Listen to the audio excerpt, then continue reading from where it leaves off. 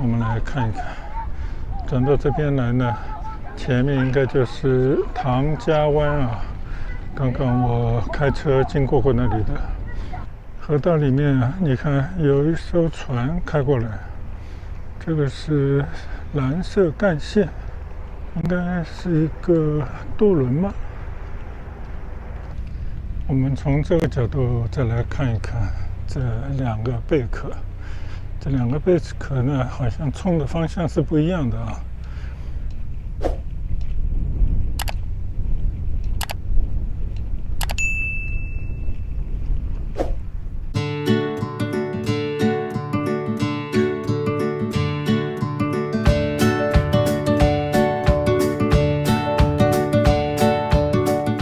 嗨，大家好！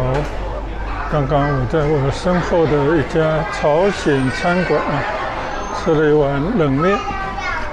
现在我准备在珠海这个叫日月贝的旅游景区随意的转转。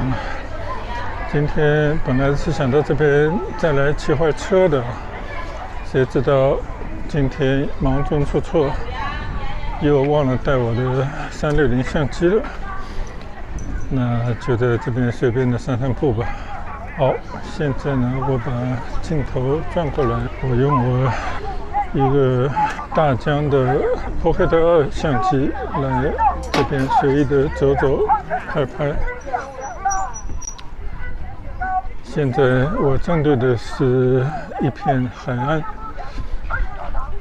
大家可以看看，从我身前的这些防波堤啊，一直看到前面，那就是港珠澳大桥啊，从香港那边一路过来，正好有一架飞机在蓝天之上飞。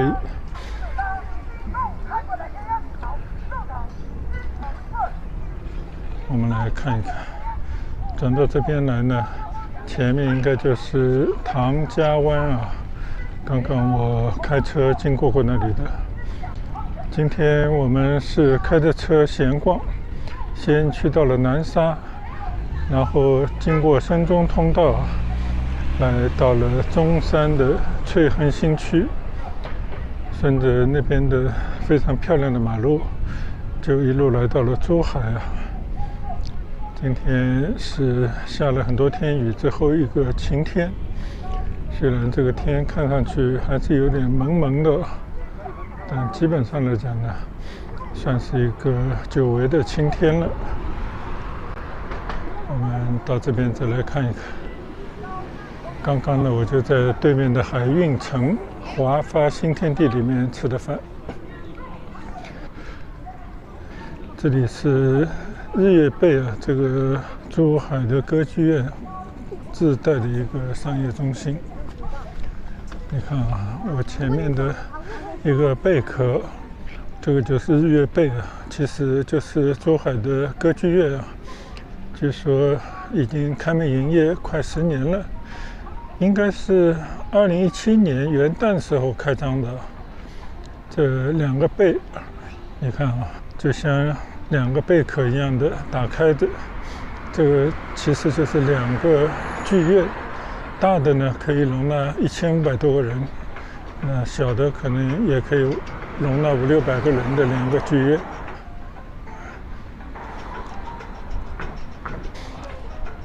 看上去还是很美的。据说呢，因为珠海这边有一个传说，就是珠海渔女啊，在海里也有这么一个雕像。然后呢，贝生珠，结果就弄出了两个贝壳的造型来做这个歌剧院。我觉得也不错啊，看上去还是比较特别的造型，有点像悉尼的歌剧院那样的。好，我们就在这个歌剧院边上的散步道上随意的走走。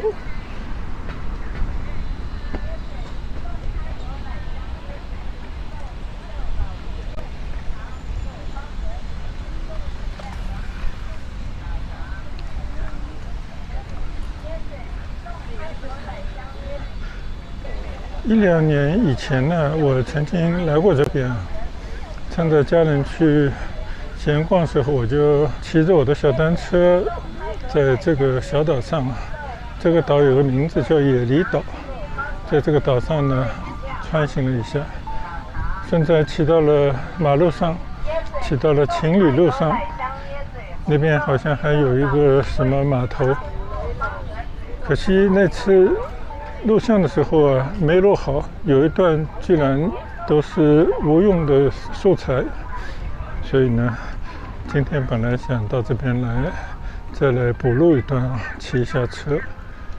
虽然今天的气温也不低啊，但谁知呢居然没有带我的360相机啊。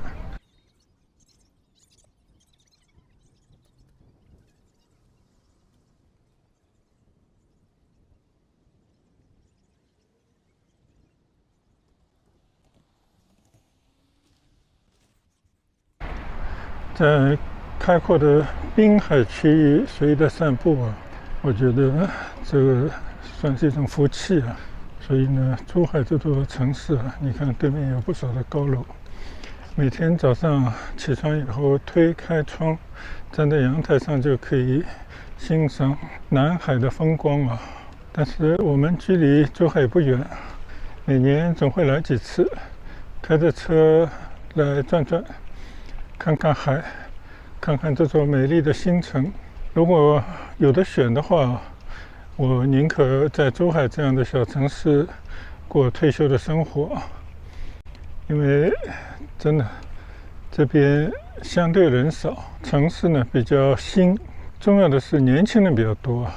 这边有很多的大学，我们今天来的时候啊，经过中大，还有什么北京理工大学的分校啊，等等啊，还有最近我的一位小亲戚刚刚从香港的浸会大学珠海的校区这边毕业，所以这个地方真的感觉还是很棒的一座时尚的新城。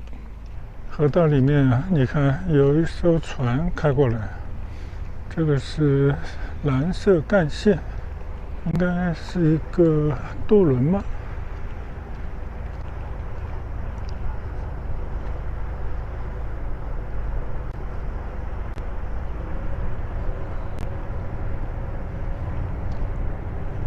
今天没什么时间啊，有时间的话搭乘一下这样的渡轮应该也是不错的。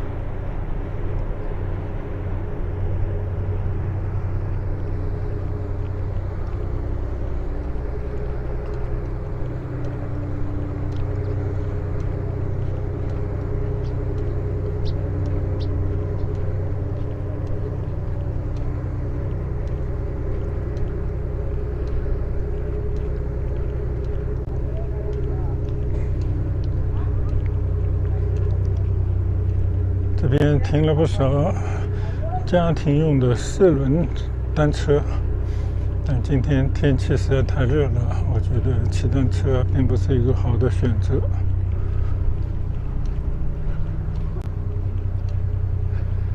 前面有一个灯塔，我们走到灯塔跟前，再掉头回去。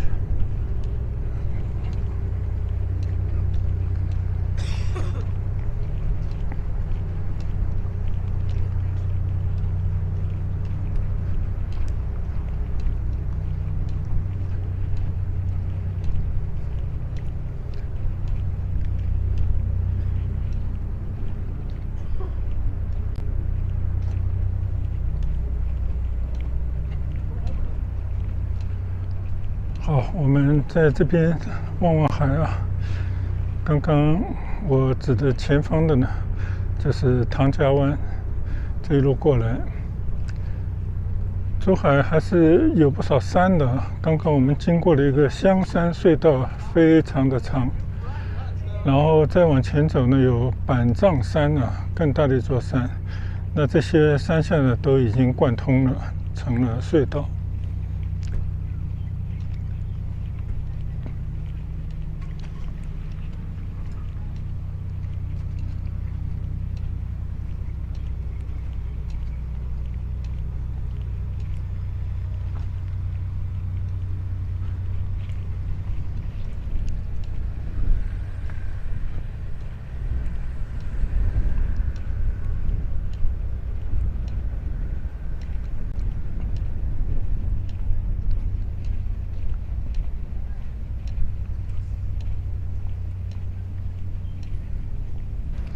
我们从这个角度再来看一看这两个贝壳。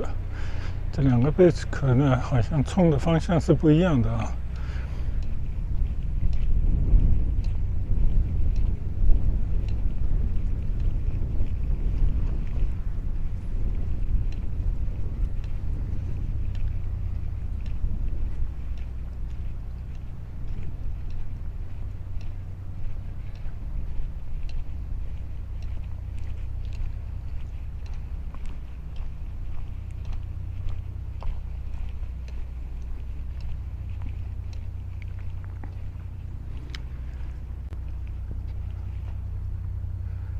我们来看看这头啊，这边应该就是这个码头。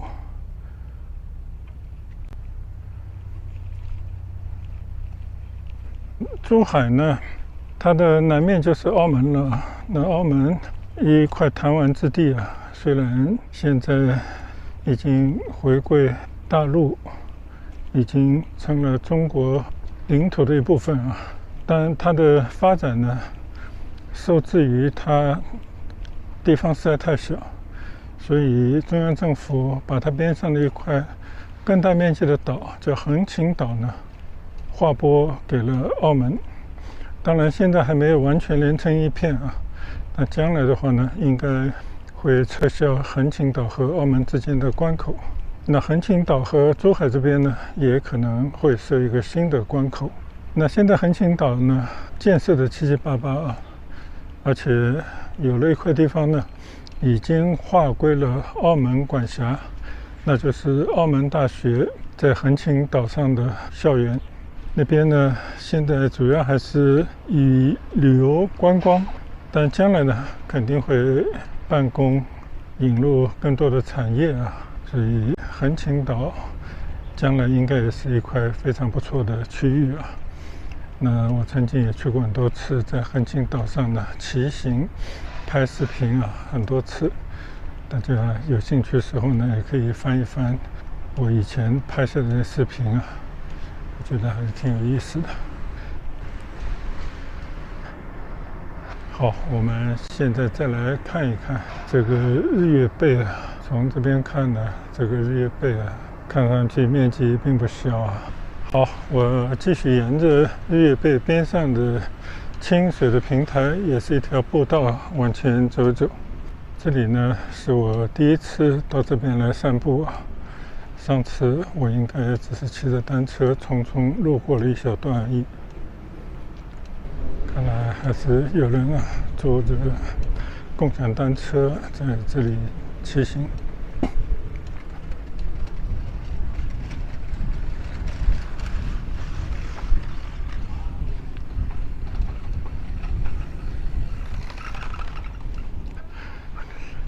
最近一段时间呢，一直在下雨啊，有时候暴雨整夜的下。那刚刚停歇了1-2天，最近的话呢，有新的台风啊，冲着珠江口来了。那我相信珠海肯定也首当其冲的地方了。但是这边有完备的防洪的设备啊，你看这防波堤，就我觉得非常专业的一种防波堤啊。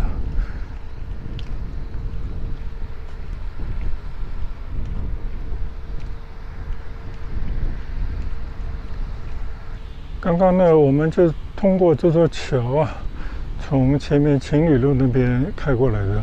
在前面呢，还有一个古色古香的一个建筑物，以前应该是一个餐馆啊，但我相信现在应该已经废弃不用了吧。我们来看一看。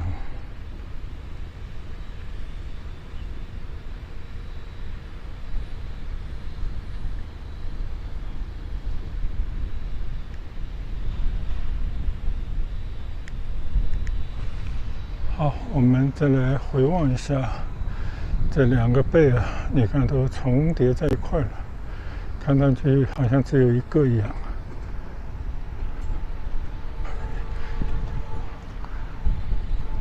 这个地方居然还有一个直升机啊！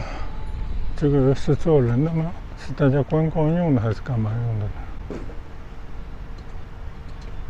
这么一个小的直升飞机。这边有一个小港湾啊，停了不少的游艇，不知道是私人的游艇还是什么单位的游艇啊。但我觉得靠海的地方啊，游艇是最好的消遣啊。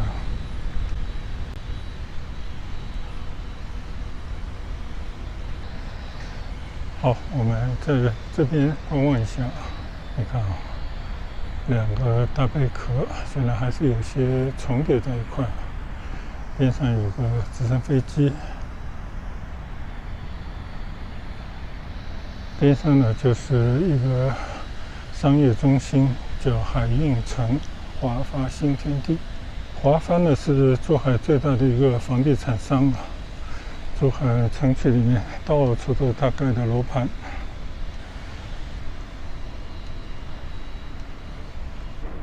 我们再来近距离的看看这些小游艇。这小游艇看来让人喜欢啊，但从来没有上去体验过。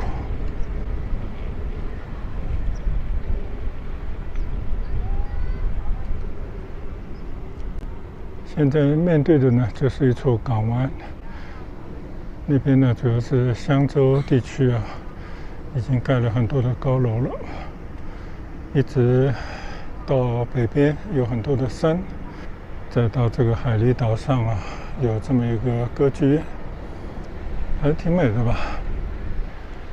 哎，这边好像还有专门坐着旅游大巴来的，你看没有？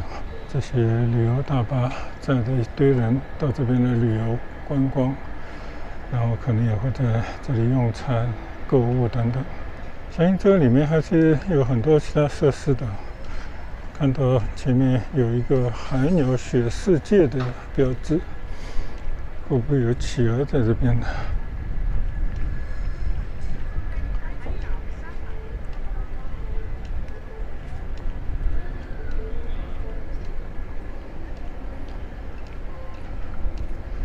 今天35度左右的气温，但是呢，并不感到非常炎热，因为这个海风吹在脸上还是很舒服。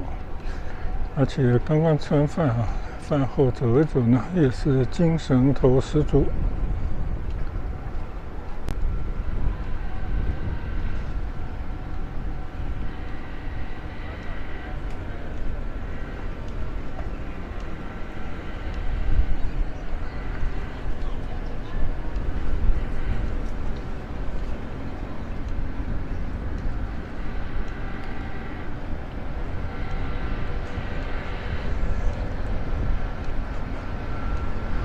这边也不失时机的开了一个卖冰淇淋店的。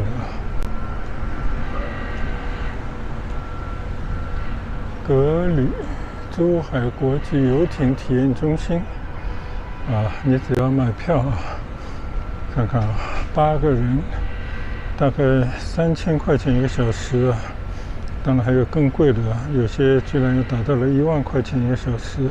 原来这些游艇都是在这边营业的。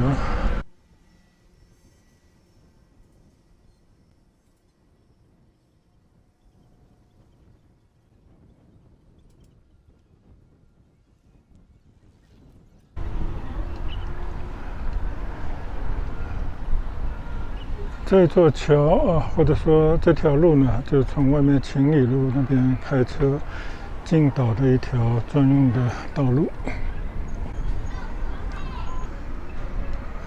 我们来看看啊，上面有标示，左侧这条叫北离路，秦里路呢就是刚刚我指的那个马路的外面。再往前走，新月路、渔湾路。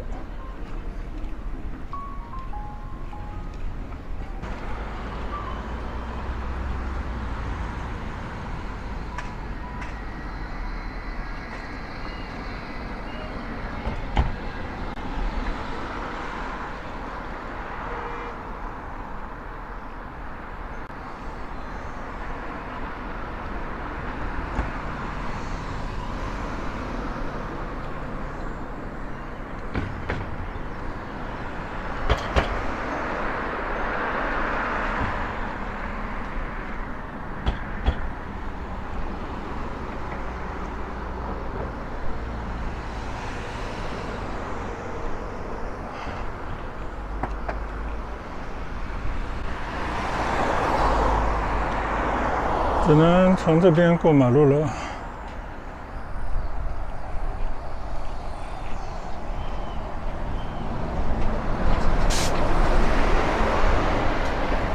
右侧这边呢，还保留着很多的绿色，应该是一个公园，就叫野离岛公园吧。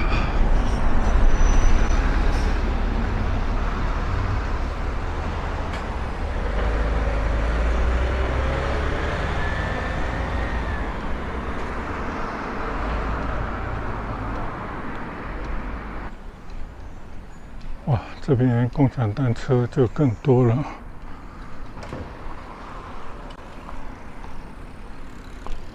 这边可以来望一望野离岛公园，前面就是刚刚走过的这个2个贝壳和一个商业中心。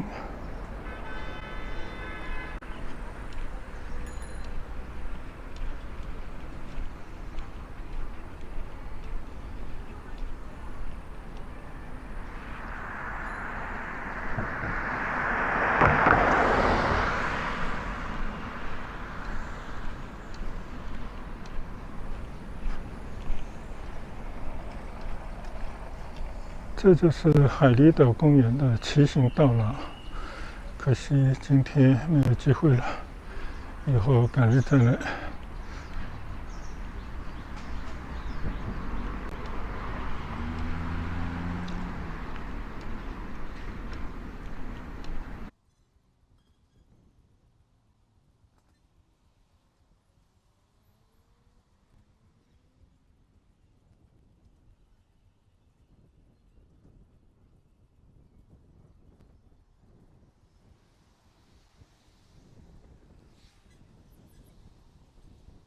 最近呢，天气还是比较炎热，完全是盛夏的时节，所以呢，对于出来骑车或者是长距离的步行呢，都是一种考验。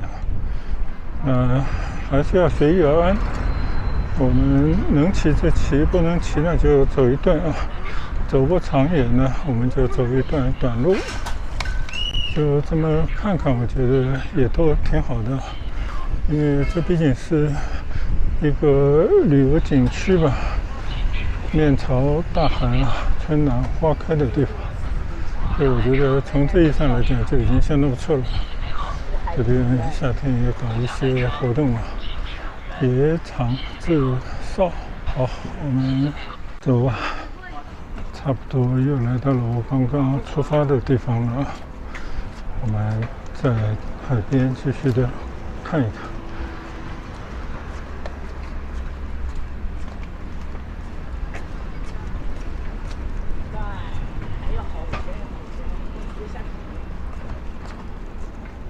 刚刚呢，就是从前面这个商业街道走过来的，但是我就发现我还没有找到最佳的观看这个日月贝歌剧院的角度。这里有一段台阶，走上去看看能不能有更好的角度来看一看这个日月贝歌剧院。果然啊，到了上面呢，景色更加的开扬。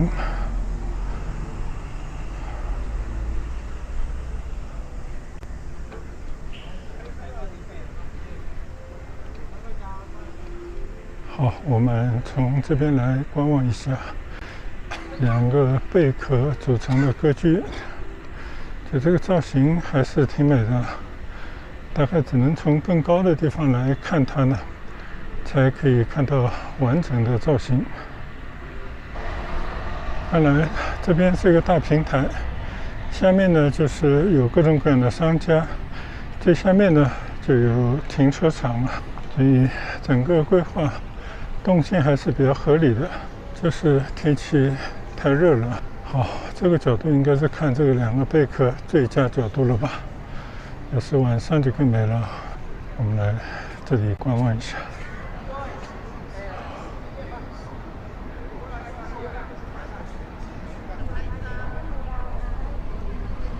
这就是这个海珠大剧院的入口了。哦，门口有很多人坐着休息。